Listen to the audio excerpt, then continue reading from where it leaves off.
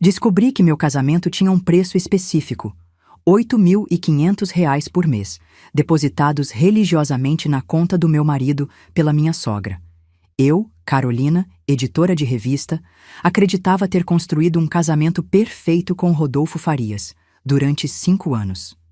O que não sabia é que eu era apenas uma peça descartável num jogo político da família que me escolheu a dedo para criar a imagem perfeita que precisavam.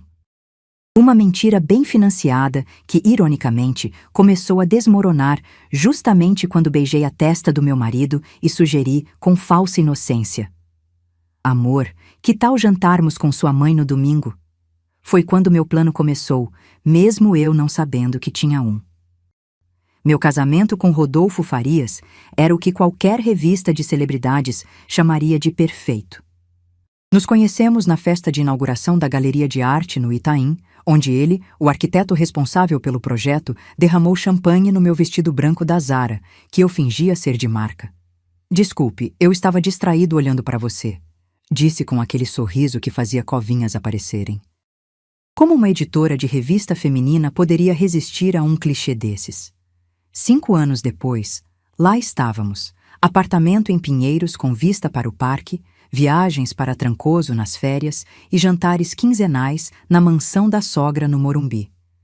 Por trás das cortinas de linho egípcio que escolhi com tanto cuidado, as coisas não eram tão impecáveis. Rodolfo passava cada vez mais noites trabalhando até tarde no escritório que mal tinha clientes. Eu, fingindo não notar o perfume diferente em suas camisas quando as colocava para lavar. Dona Elisa, minha sogra, me olhando como se eu fosse uma decepção ambulante por não engravidar. "Vocês precisam nos dar um netinho logo, querida", dizia enquanto bebericava seu chá importado. Como se meu útero fosse um prestador de serviços para a dinastia Farias, mas eu engolia seco e sorria. Afinal, que escolha eu tinha? Meu casamento perfeito dependia disso, não é? Foi numa quinta-feira ensolarada de abril que minha vida virou de cabeça para baixo. Eu estava organizando o closet, minha atividade terapêutica preferida quando a ansiedade batia, enquanto Rodolfo tomava banho. Seu celular vibrou sobre a cama.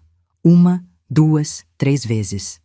Normalmente eu não olharia, juro, mas algo me empurrou até aquela tela brilhante.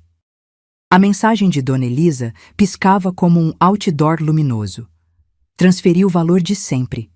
Isso mantém as aparências para os amigos do clube." Meu coração congelou. Valor? Que valor? Rodolfo estava sendo pago para ficar comigo? Ouvi o chuveiro sendo desligado e rapidamente coloquei o celular exatamente onde estava. Meus dedos tremiam, mas meu rosto estava perfeitamente composto quando Rodolfo saiu do banheiro enrolado na toalha. Beijei sua testa úmida e sorri como se nada tivesse acontecido.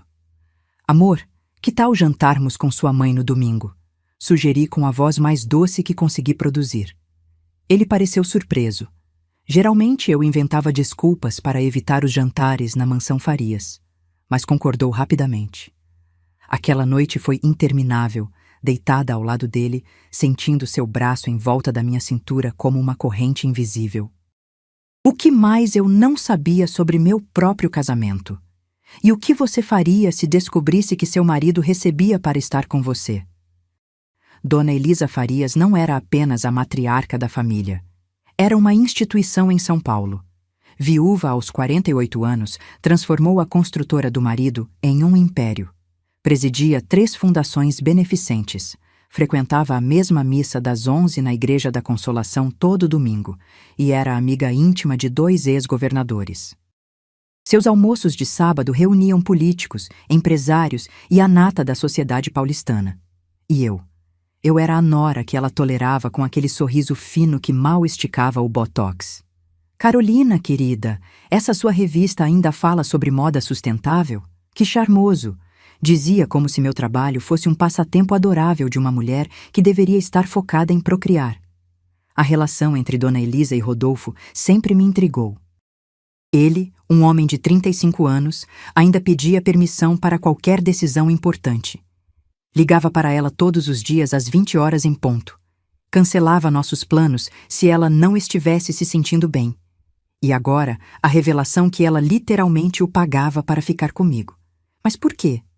Durante o jantar de domingo, observei-a com novos olhos enquanto ela falava animadamente sobre um projeto de lei que restauraria os valores familiares no Brasil. O modo como ela exibia fotos nossas para suas amigas influentes. Como insistia em mencionar que esperava um neto em breve. A ficha começou a cair. Eu não era apenas uma esposa para Rodolfo. Era uma peça no tabuleiro político de Dona Elisa. E a rainha estava determinada a não perder o jogo. Uma semana após descobrir a mensagem, decidi testar as águas. Durante um almoço no restaurante Spot, casualmente perguntei a Rodolfo sobre nossas finanças. Amor, estava pensando em reformar o quarto de hóspedes para quando finalmente tivermos um bebê. Temos orçamento para isso? Rodolfo engasgou com o vinho, manchando a camisa branca que custava mais do que meu salário semanal. Não é um bom momento, Carol. O mercado imobiliário está em baixa. Observei suas mãos inquietas remexendo o guardanapo. Como nunca notei esses sinais? Provavelmente porque nunca quis ver. Ou talvez porque quando queremos acreditar em algo, como um casamento por amor, ignoramos as evidências em contrário. Naquela mesma semana, Fernanda, colega da revista, tocou em meu ombro durante o café. Não queria dizer nada, mas... Sempre um péssimo começo de frase. Vi Rodolfo jantando com uma mulher no Sim ontem à noite. Pareciam... íntimos. Meu estômago afundou, mas as palavras saíram automaticamente. Deve ser uma cliente. Ele está com um projeto grande em Pinheiros. Fernanda assentiu, não convencida, enquanto eu sorria tranquilamente. Por dentro, uma voz gritava: "Qual cliente?" O escritório dele mal tinha funcionários agora. Durante o próximo jantar na mansão Farias, enquanto ajudava Maria, a empregada, a servir a sobremesa, ouvi a voz de Dona Elisa no corredor. Ela ainda não sabe de nada, não é? Mantenha assim. Lembre-se do nosso acordo. Precisamos dela para a campanha. Campanha? Que campanha? As peças começavam a se encaixar, formando uma imagem que eu temia enxergar completamente. Então, alguma novidade? Perguntava a Dona Elisa todo domingo, olhando significativamente para minha barriga, enquanto passava manteiga no pão. 3 anos tentando. 3 anos de testes negativos, seguidos por choros no banheiro que Rodolfo fingia não ouvir. Talvez devêssemos consultar outro especialista. Ele sugeria periodicamente, me levando a médicos cada vez mais caros. Doutor Silva, Doutor Bueno, Doutora Campos, todos diziam a mesma coisa. Não vemos razão aparente para a infertilidade. Continue tentando. E eu continuava, tomando vitaminas, fazendo acupuntura, evitando álcool, seguindo dietas especiais. Tudo para dar à família Farias o herdeiro que tanto queriam. Mas por que essa obsessão? Porque Rodolfo, que raramente demonstrava interesse em crianças, insistia tanto. A resposta veio num evento beneficente da Fundação de Dona Elisa. A família é a base da sociedade, ela declarou no palco, enquanto imagens dela, Rodolfo e eu eram projetadas no telão. E como futura representante do povo, prometo defender esse valor. Política. Era tudo sobre política. O panfleto que recebi na saída deixava claro: Elisa Farias, pré-candidata a deputada estadual. Valores familiares em primeiro lugar. E lá estávamos nós, o casal perfeito, sorrindo na foto central. Mais tarde naquela noite, quando Rodolfo pensava que eu estava dormindo, o ouvi ao telefone. Mamãe, estamos tentando. Sei que um bebê seria perfeito para a campanha, mas não posso forçá-la a engravidar. Então era isso.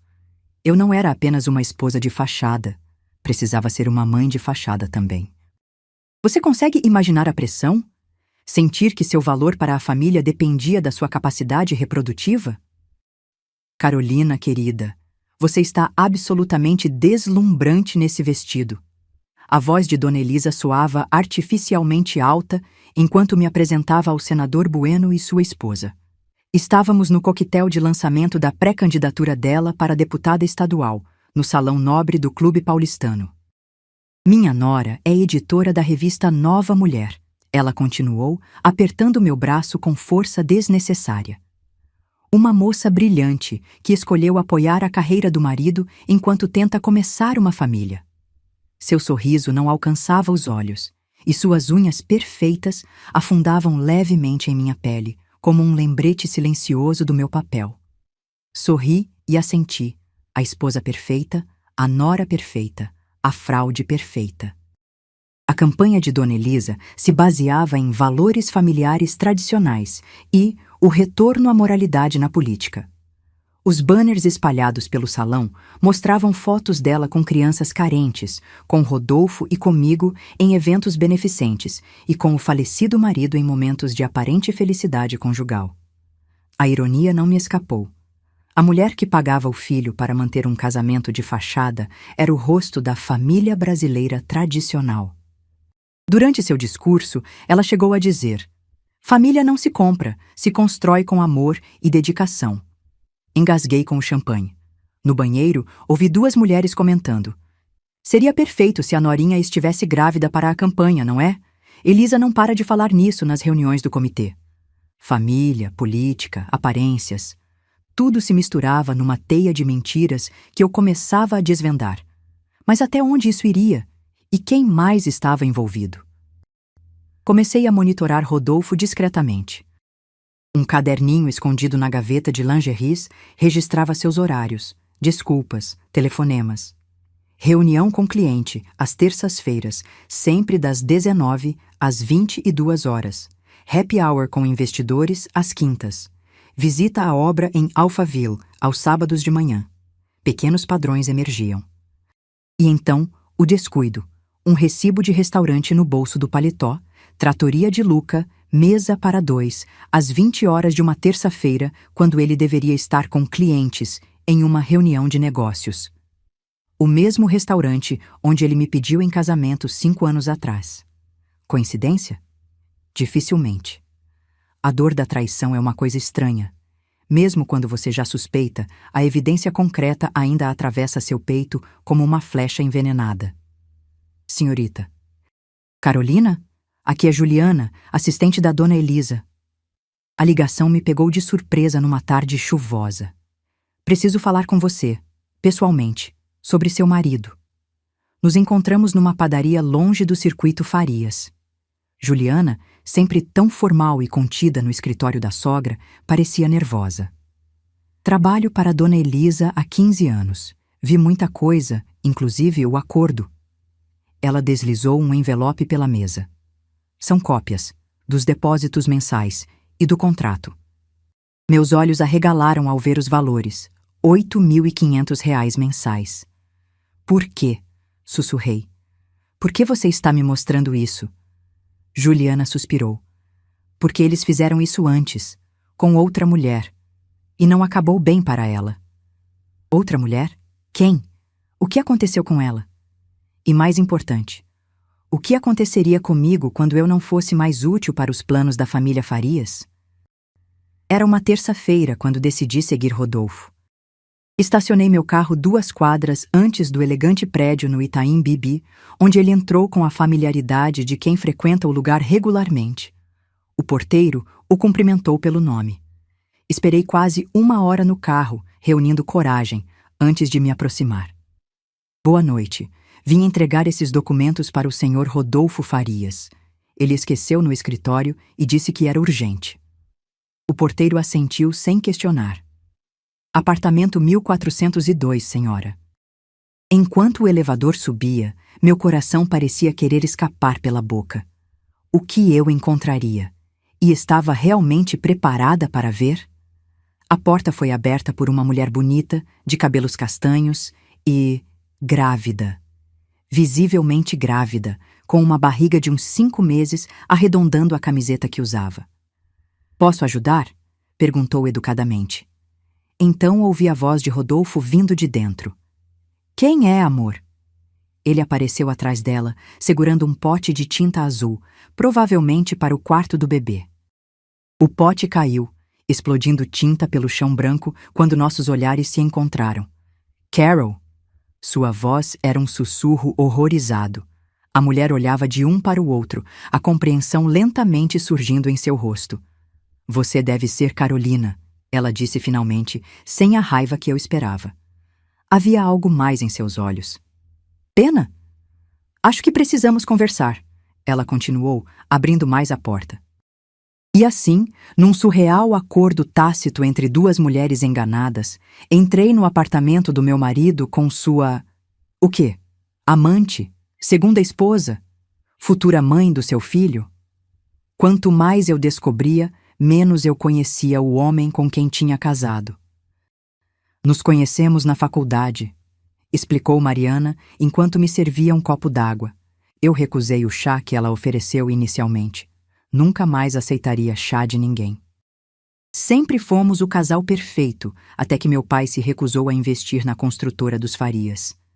Dona Elisa considerou isso uma traição e praticamente forçou Rodolfo a terminar comigo.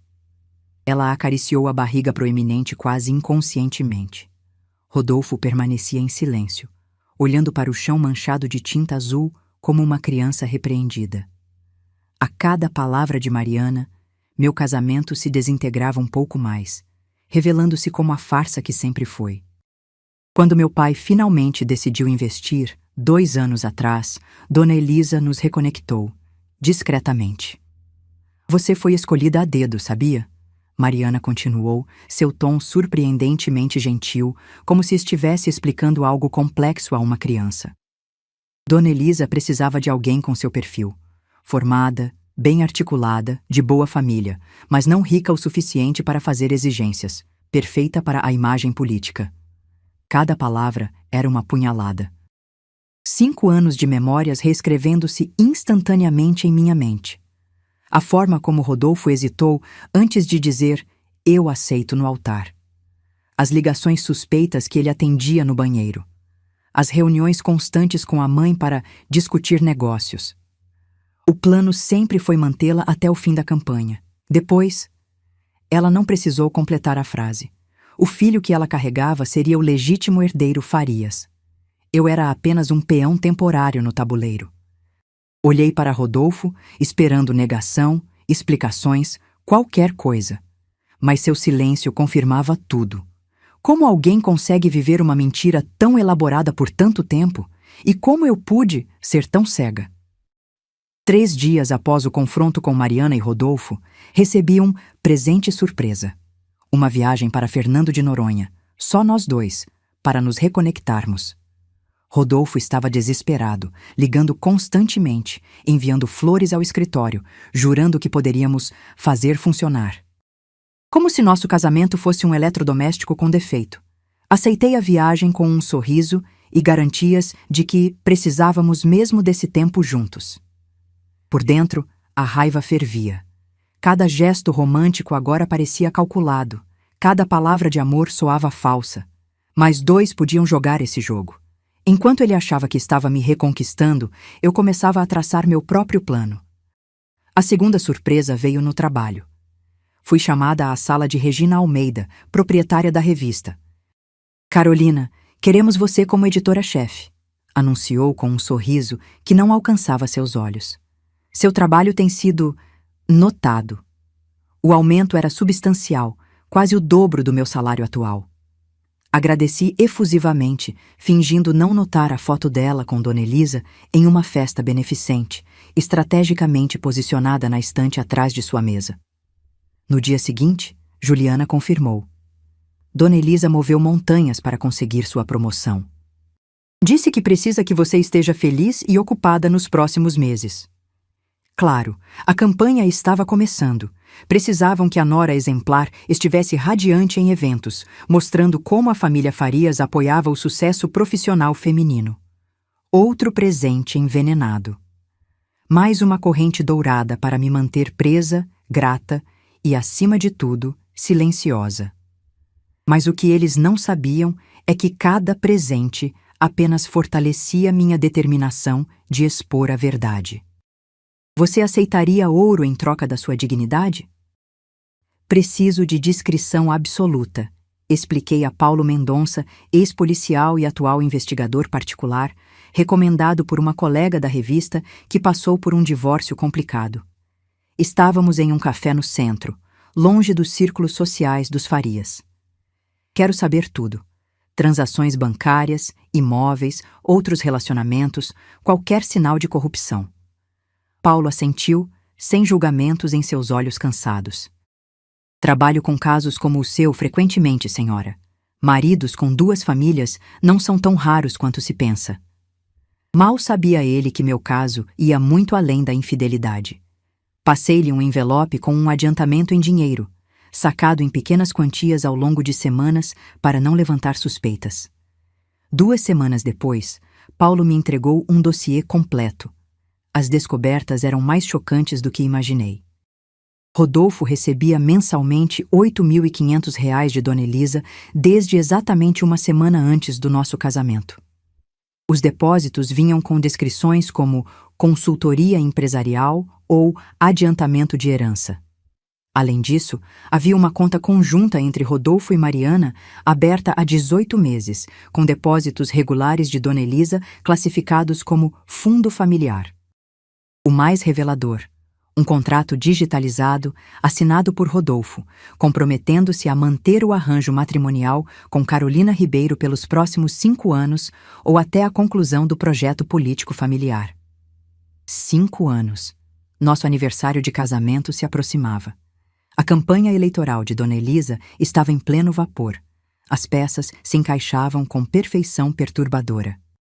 Meu estômago revirou ao ver o valor exato da minha dignidade.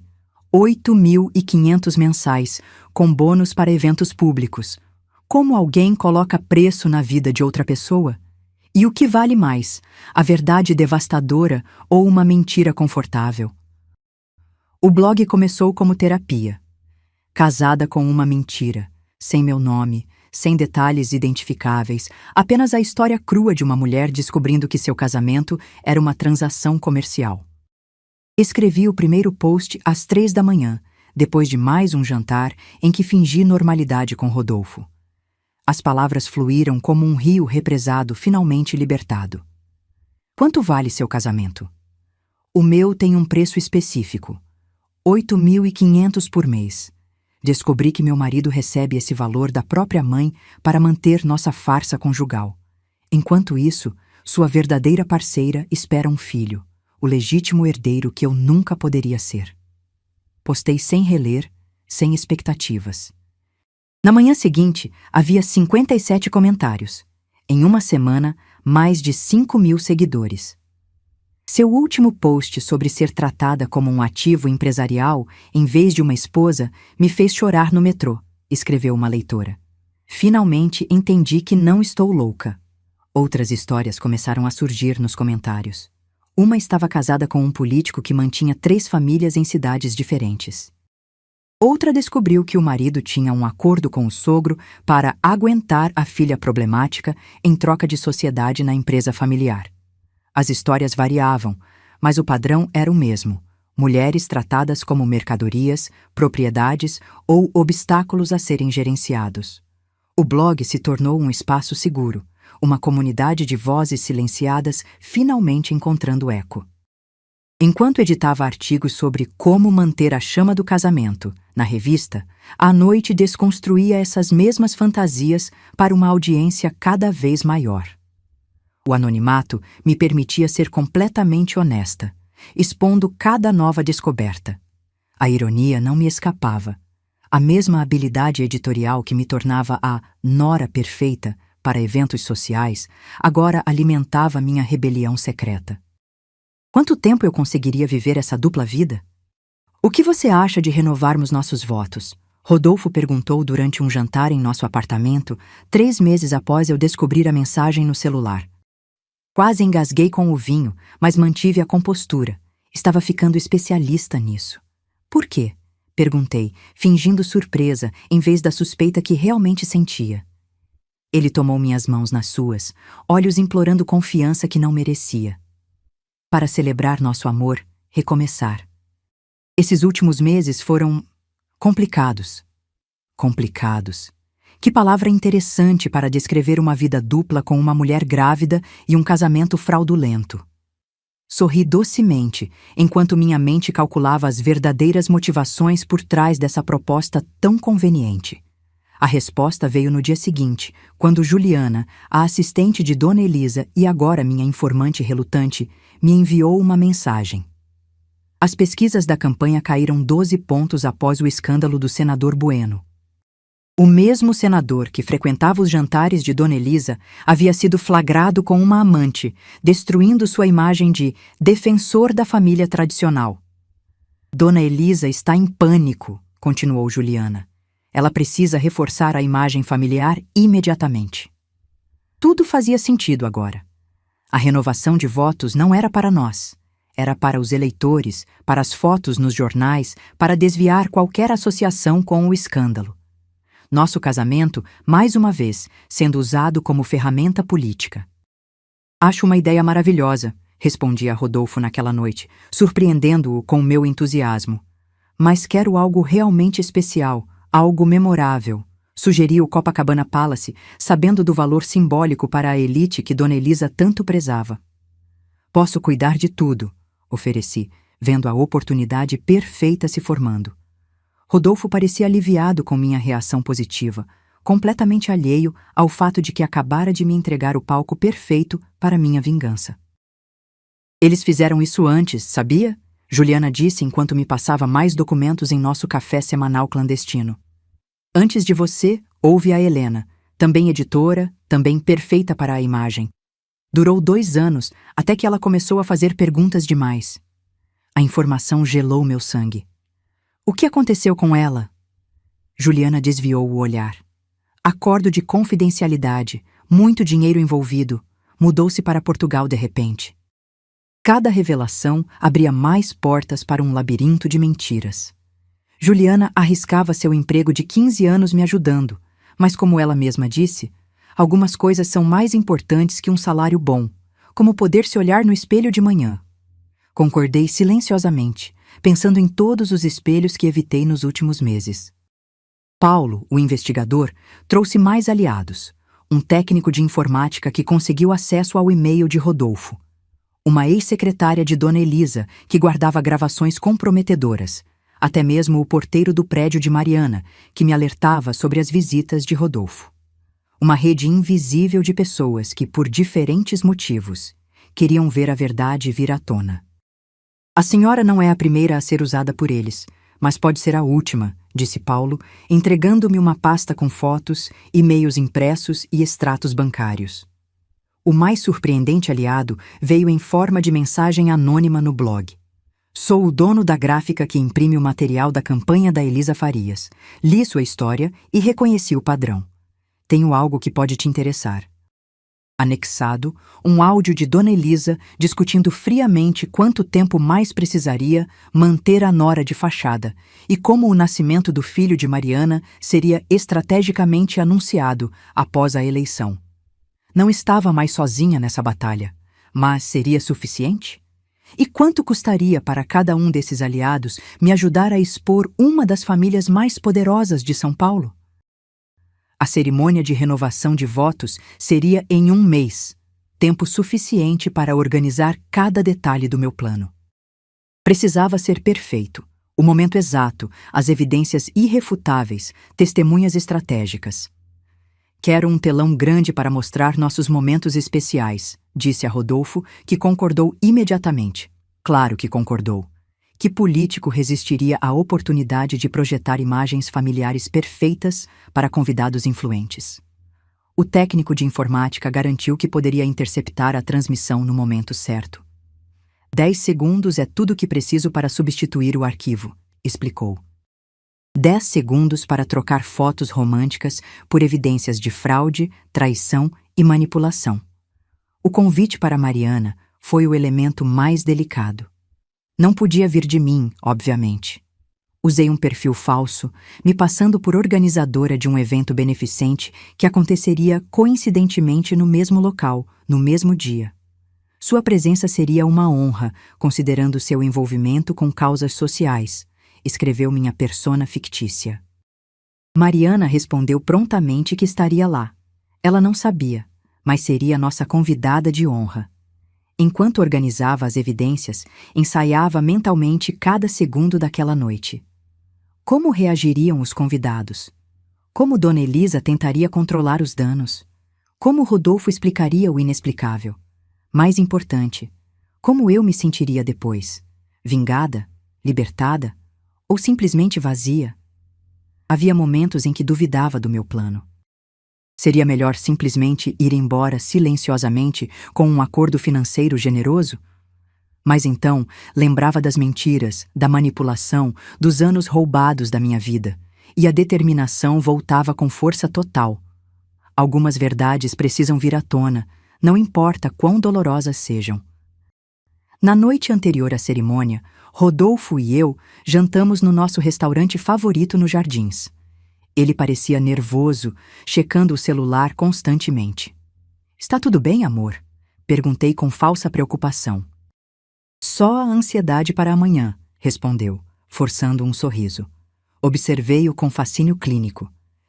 Como ele conseguia sentar ali, pedir meu prato favorito, tocar minha mão sobre a mesa, tudo enquanto vivia uma mentira tão elaborada? Será que em algum momento, nesses 5 anos, ele sentiu algo real por mim? Ou cada gesto, cada beijo, cada "eu te amo" foi apenas parte do contrato? E qual parte de mim ainda queria acreditar que algo tinha sido verdadeiro? De volta ao apartamento, preparei minha mala discretamente enquanto ele tomava banho. Tudo o que precisaria após a explosão: documentos importantes, algumas roupas, dinheiro emergencial. O resto poderia ficar para trás. Eram apenas objetos, afinal. Tão pouco para representar 5 anos de vida. No closet, passei os dedos pelo vestido branco que usaria no dia seguinte. Não um vestido novo, mas o mesmo do nosso casamento, alterado e modernizado. Dona Elisa tinha sugerido um modelo novo, mais sofisticado, mas insisti. A simbologia era importante. O mesmo vestido, a mesma mulher, mas uma realidade completamente diferente. Enquanto dobrava cuidadosamente uma foto nossa, a única que levaria comigo, como lembrança de uma vida que nunca existiu, meu celular vibrou com uma mensagem de Juliana. "Está tudo pronto, não volte atrás." Não pretendia. Deitei-me ao lado de Rodolfo pela última vez, ouvindo sua respiração tornar-se regular enquanto ele caía no sono.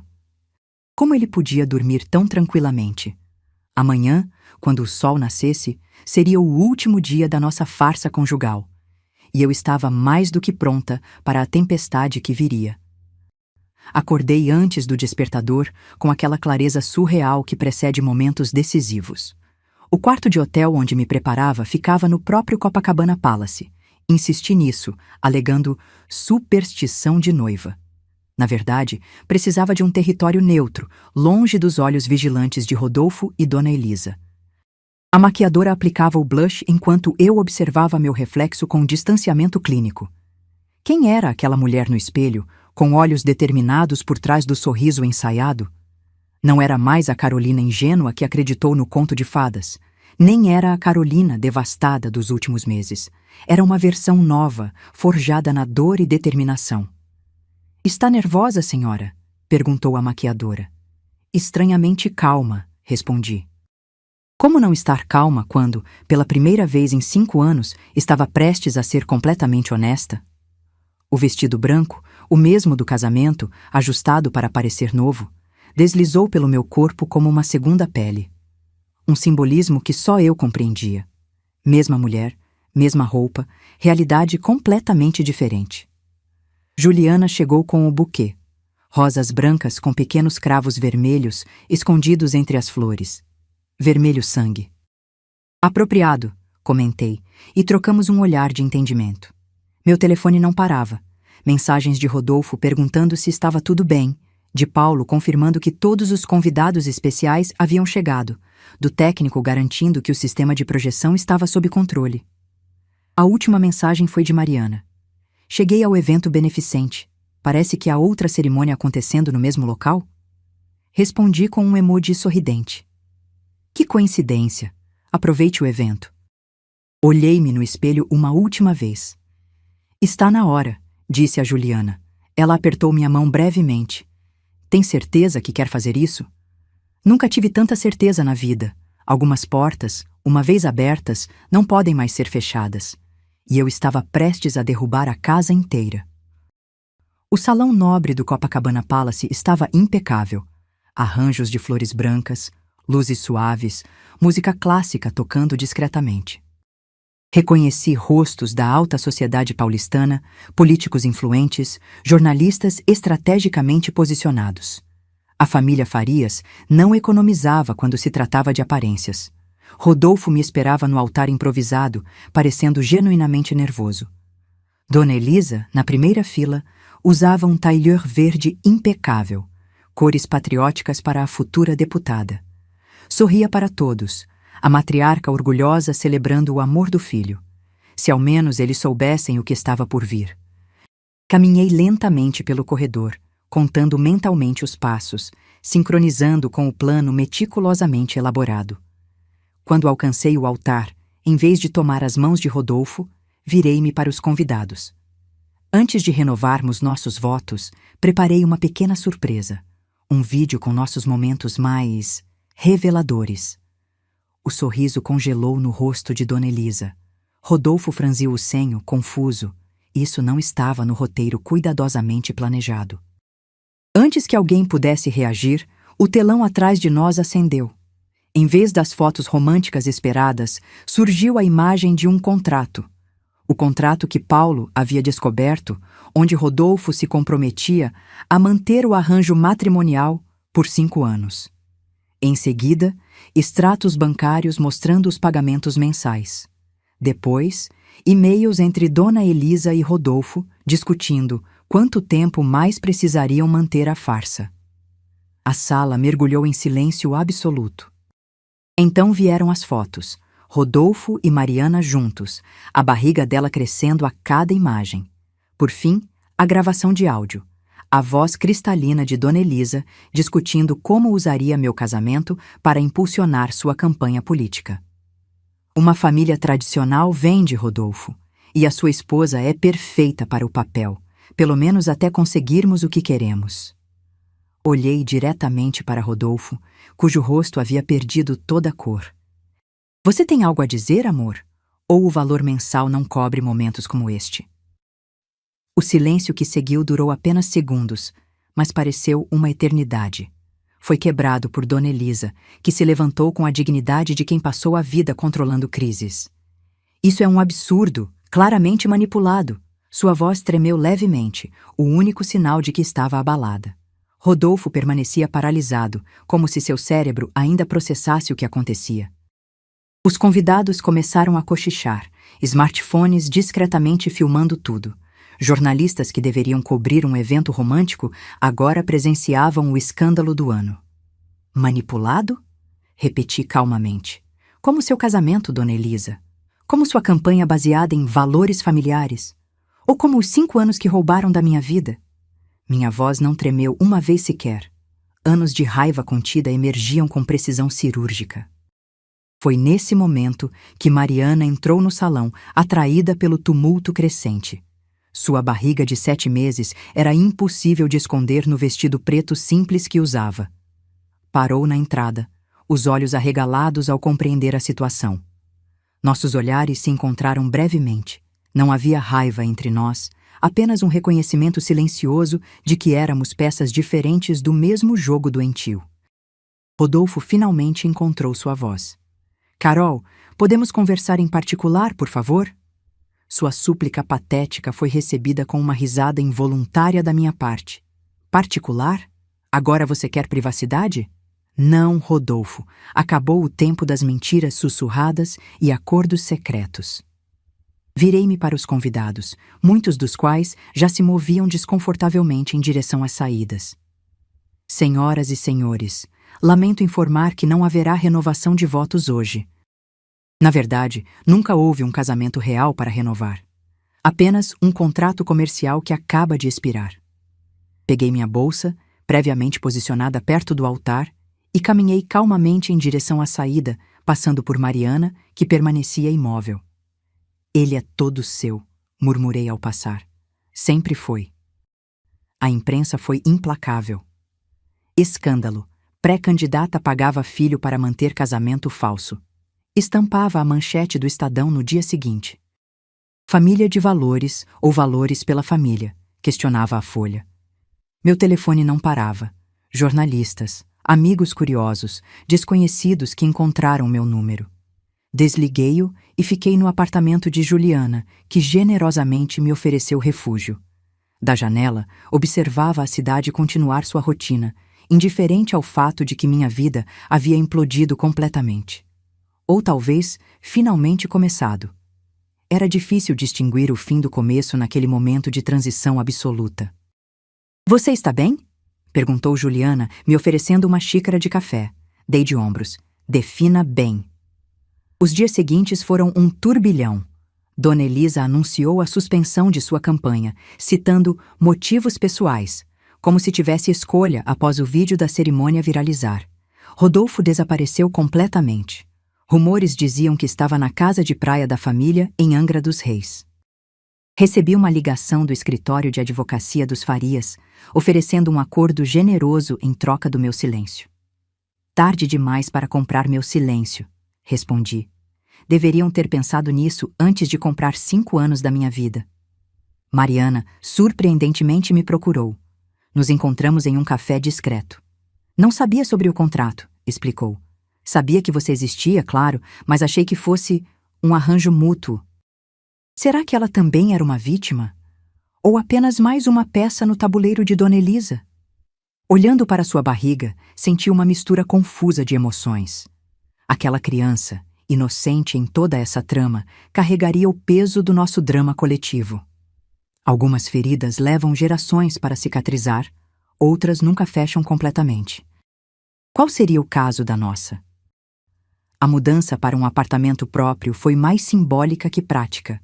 Eu tinha poucos pertences realmente meus depois de perceber quanto da minha vida havia sido financiado, escolhido ou influenciado pelos Farias.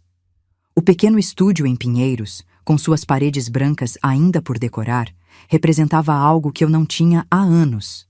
Um espaço genuinamente meu. Sentada no chão, com caixas ainda por desempacotar ao meu redor, finalmente revelei minha identidade no blog. Sou a mulher por trás de Casada com uma Mentira, e esta é a história completa. O post bateu recordes, compartilhado milhares de vezes nas primeiras horas. Uma editora entrou em contato no mesmo dia. Sua história precisa virar livro. A revista me manteve como colunista, após um período inicial tenso. Afinal, eu havia exposto publicamente a amiga da proprietária. Mas o público estava do meu lado, e a coluna Verdades Inconvenientes rapidamente se tornou a mais lida da publicação. Ironicamente, o escândalo impulsionou minha carreira mais do que qualquer promoção arranjada poderia fazer. Recebi convites para programas de TV, podcasts, palestras. Todos queriam ouvir a mulher que desmascarou uma das famílias mais poderosas de São Paulo. "Como você teve coragem?" Era a pergunta mais frequente. A verdade? Não foi coragem, foi sobrevivência. Quando você descobre que sua vida inteira é uma mentira arquitetada, a verdade se torna a única coisa sólida a qual se agarrar. Mesmo que essa verdade destrua tudo ao seu redor. Especialmente quando destrói o que nunca foi real. Conheci Felipe por acaso, num evento onde fui convidada para falar sobre relacionamentos tóxicos e autenticidade. Ele era o fotógrafo, discreto e observador, captando momentos que outros perdiam. "Você sorri diferente quando não está posando", comentou enquanto me mostrava algumas fotos após o evento. "Como assim?" perguntei intrigada. "Seus olhos participam", explicou simplesmente. Havia algo refrescante na sua honestidade direta, sem segundas intenções ou agendas ocultas. Trocamos telefones profissionalmente. Ele queria permissão para usar algumas fotos em seu portfólio. Eu não esperava que ligaria para ele 3 dias depois, com a desculpa esfarrapada de perguntar sobre as imagens. Nosso primeiro encontro oficial foi num bar em Vila Madalena. Nada glamuroso, nada planejado, apenas 2 pessoas conversando por horas sobre fotografia, literatura e como é reconstruir a vida depois de um terremoto emocional. Ele havia perdido a esposa para o câncer 2 anos antes. A dor é diferente, mas a sensação de ter sido roubado é parecida, refletiu. Não ficamos de mãos dadas, não nos beijamos na despedida. Apenas marcamos de nos encontrar novamente. E depois, mais uma vez. E outra. Sem pressa, sem expectativas. Como dois sobreviventes aprendendo a confiar novamente, testando cada degrau antes de apoiar todo o peso. Como sei que isso é real? Perguntei uma noite, o medo súbito me dominando. Felipe pensou por um momento. Você não sabe? Eu também não. Temos que decidir todos os dias que vale a pena descobrir. Não era a resposta romântica que filmes nos ensinam a esperar. Era melhor. Era honesta. E honestidade, depois de viver uma mentira por tanto tempo, era o afrodisíaco mais poderoso que eu poderia imaginar. Sua saúde reprodutiva está perfeitamente normal, Carolina, afirmou doutora Sampaio, olhando para meus exames. Não vejo absolutamente nada que impeça uma gravidez natural. Na verdade, o estresse crônico e a ansiedade podem afetar profundamente a fertilidade. Sentada no consultório médico, 6 meses após o escândalo no Copacabana Palace, tudo fez sentido. 3 anos tentando engravidar sob pressão constante, com Dona Elisa perguntando sobre novidades toda semana, Rodolfo agendando exames invasivos, a sociedade inteira esperando que meu corpo produzisse o herdeiro Farias. O ambiente psicológico é crucial para a concepção, continuou a médica. Viver sob tamanha pressão, em um casamento sem amor verdadeiro, seu corpo provavelmente estava se protegendo. A ironia era palpável. A obsessão deles por um neto, a pressão constante, foi exatamente o que impediu que isso acontecesse. 3 meses depois, fixei o olhar no teste de gravidez sobre a pia do banheiro, mal ousando respirar enquanto as 2 linhas rosas se formavam, inconfundíveis. Positivo. Estava grávida. De Felipe, o homem que conheci depois que minha vida implodiu e se reconstruiu. O homem que nunca tentou me consertar. Apenas caminhou ao meu lado enquanto eu mesma me reconstruía. As lágrimas vieram instantaneamente, não de tristeza, nem mesmo de alegria pura, mas de uma emoção mais complexa. Redenção, talvez, ou justiça poética. O bebê que Rodolfo e Dona Elisa tanto queriam que eu tivesse para completar sua farsa familiar, agora viria, mas em meus próprios termos, no meu próprio tempo, com alguém que realmente me amava. Sentei-me no chão do banheiro, uma mão sobre a barriga ainda plana, e ri até que as lágrimas se misturaram com o riso. A vida tem um senso de humor estranho, não tem? Justo quando você acha que entendeu o jogo, as regras mudam completamente.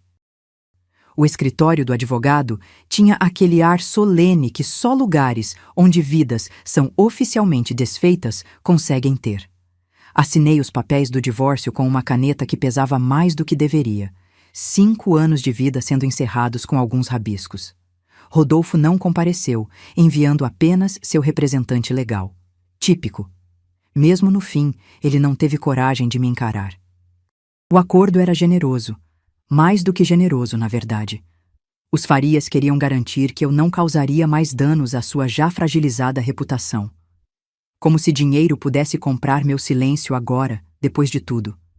Aceitei mesmo assim, não pelo valor, mas pelo que representava, o reconhecimento oficial do que me fizeram. Saindo do escritório, uma mão protetora sobre minha barriga de 4 meses, senti uma leveza que não experimentava há anos. Não era apenas o fim de um casamento, era o fim de uma performance exaustiva, de um papel que nunca me serviu direito. No carro, Felipe esperava pacientemente. Tudo certo? Perguntou simplesmente quando entrei. Assenti, sem palavras para descrever o redemoinho de emoções. Ele entendeu mesmo assim, apertando minha mão brevemente antes de dar a partida. No caminho para casa, nosso pequeno apartamento em Pinheiros, decorado com nossas escolhas, não as de Dona Elisa, refleti sobre o preço real daqueles 5 anos. O que eu havia perdido era incalculável: tempo, confiança, inocência. Mas o que ganhei? Uma versão mais forte e lúcida de mim mesma. A capacidade de distinguir verdade de performance. E, ironicamente, a família verdadeira que sempre desejei, construída em honestidade, não em contratos. Se pudesse voltar no tempo e avisar aquela Carolina inocente no altar, eu o faria? Ou algumas lições precisam ser vividas para serem realmente aprendidas? A estrada à nossa frente se abria, livre de mentiras e contratos ocultos. Pela primeira vez, o futuro era genuinamente desconhecido, e isso era assustadoramente libertador.